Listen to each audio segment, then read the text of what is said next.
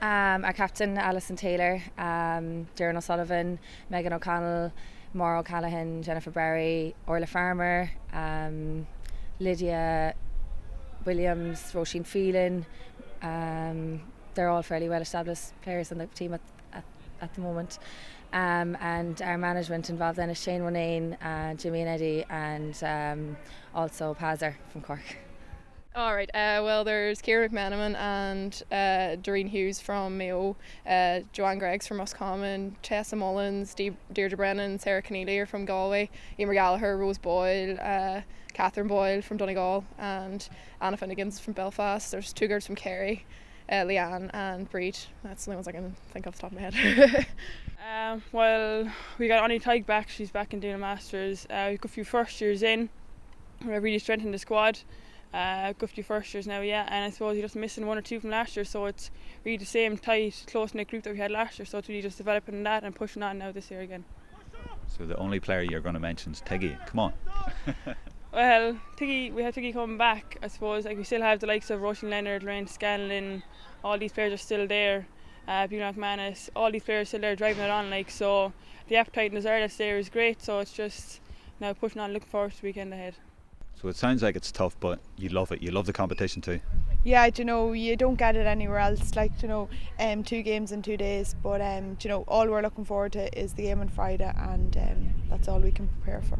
And would there be an extra motivation for UCC in trying to win it at CAT up the road? Well, I think some look at it as an advantage that it's on in CIT this year. We are delighted it's on in Cork this year, because obviously a lot of our players have played in the pitch and we know it, so it'll be familiar, which will be good.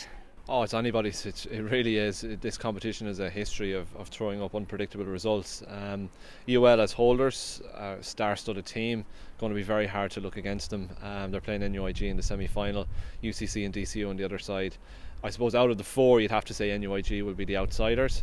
UL will be favourites for that semi-final. UCC and DCU is a toss-up, so wide open. But if I'm going to put my head in the chopping block, I'm going to go for UL to retain the title. And the Examiner coming on board today, first time sponsor for the O'Connor. That's good news. It is. It's absolutely fantastic, and we're delighted to have the Examiner on board. They give fantastic coverage to our games already, and it's just going to enhance the profile of higher education colleges. And to have a partner like the Examiner goes towards raising the profile of colleges football. We've seen unprecedented growth. Over the last 3 years, the numbers of players participating in colleges football has increased by about 28%. At the moment, we've over 600 registered players, we've 38 affiliated teams, and it's growing. We are constantly taking calls about how can we start up ladies football in colleges, institutes of technology, all across the country. So the future is really, really bright for colleges football, and coupled with that is the standard of the football, the competitiveness, the athleticism, the manner in which the girls are just committed to playing colleges football, and the level of skill is just improving and increasing year on year. So it's going to make for a fantastic display. But the most important thing over the weekend is go out and enjoy your football.